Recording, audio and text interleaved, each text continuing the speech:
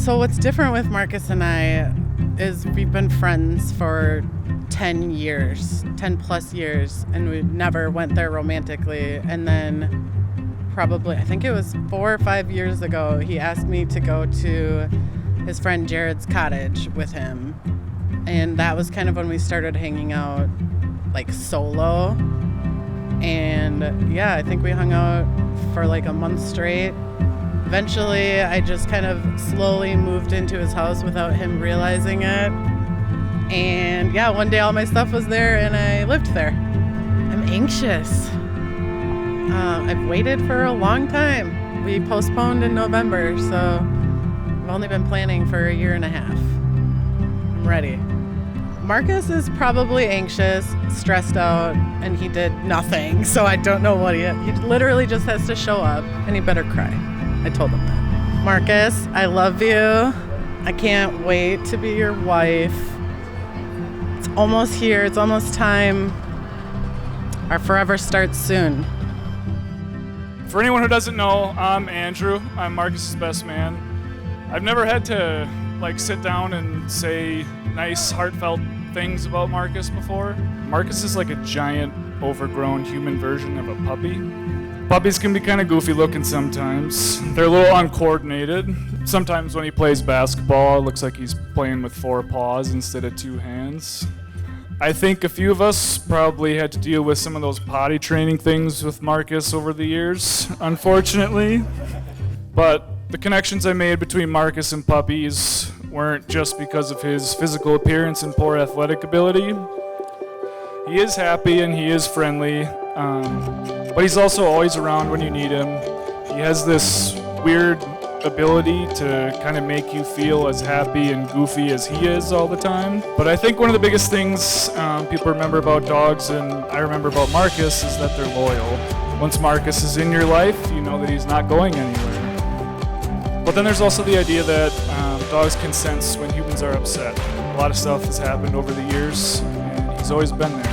He just kind of makes his presence known, that he's there for you if you need him. Marcus grew up a lot over the last few years, and I think Leah's obviously the main reason for most of that.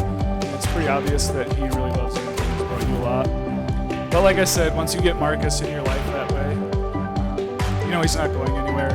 He's been the most loyal friend I've ever had, and I'm sure he'll be the most loyal, caring husband you could ever want.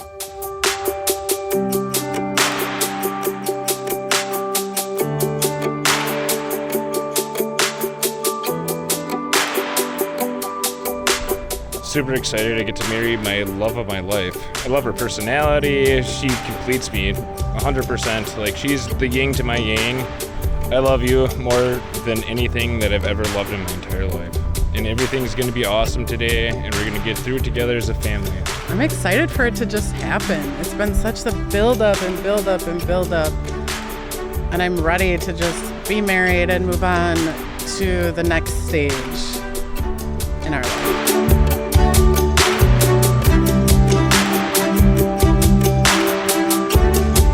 I hope that we have a happy marriage that lasts forever. My parents have been married for 33 years, and I hope to have a marriage like that. And then, see where life takes us.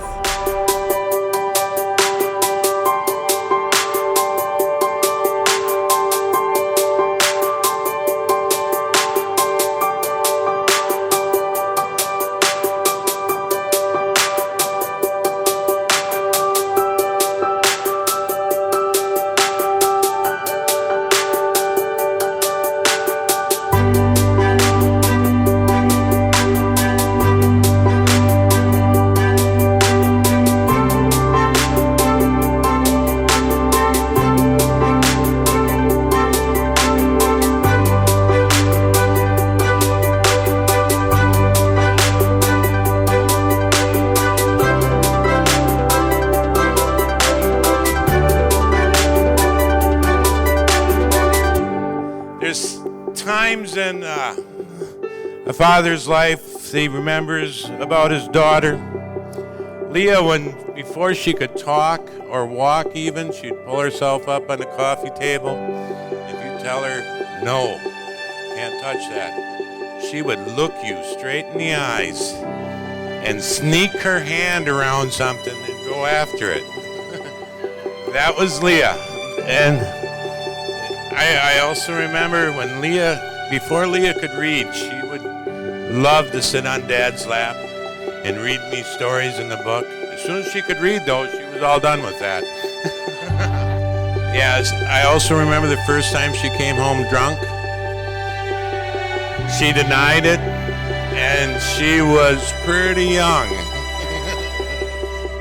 Little one, today is one of the favorite days of my life. You gave me great honor letting me walk you down the aisle. To Leah and Marcus.